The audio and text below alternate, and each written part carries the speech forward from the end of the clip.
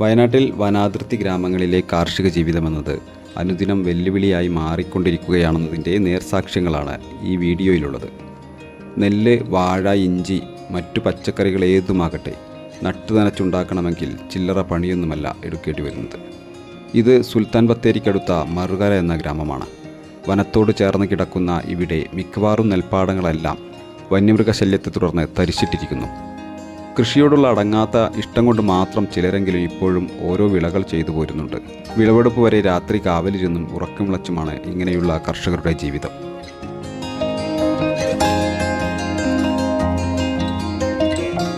ഇത് കണ്ടോ, ഈ ചെറിയ സ്ഥലത്ത് കുറച്ച് ഇഞ്ചി നട്ടിരിക്കുകയാണ് ഒരു കർഷകൻ.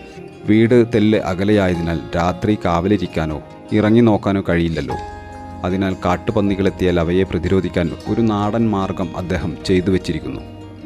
ഈ കുപ്പികൾ കെട്ടിയ കമ്പികൾ അതിരുകളിലിട്ട കമ്പിവേലിയുമായി ബന്ധിപ്പിച്ചിരിക്കും.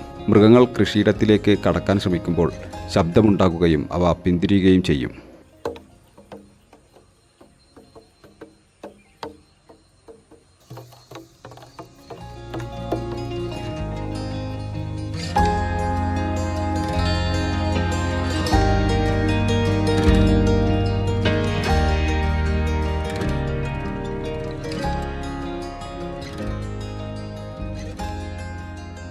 മറ്റൊരു കർഷകൻ കാട്ടാടുകളെയും മാനിനെയും പ്രതിരോധിക്കാൻ ഗ്രീൻ നെറ്റ് നേരെയാക്കിയിടുകയാണ്.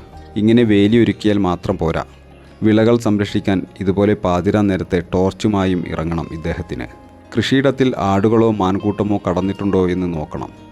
മനുഷ്യരെല്ലാം ഉറക്കത്തിലാകുമ്പോൾ മറ്റൊരു കൂട്ടർ അവരുടെ ജീവിതമാർഗങ്ങൾ കൈയടക്കാൻ ഇറങ്ങും. അതാണ് ഈ കാഴ്ച. മാനുകൾ കൂട്ടമായി വനാതിർത്തിയിൽ വന്ന് നിൽക്കുകയാണ്. ഇത്രയും മാനുകൾ കൃഷിയിടത്തിലെത്തിയാൽ പിന്നെ വിള അവർക്ക് വിട്ടു നൽകുന്നതായിരിക്കും നല്ലതെന്നാണ് കർഷകരുടെ അഭിപ്രായം.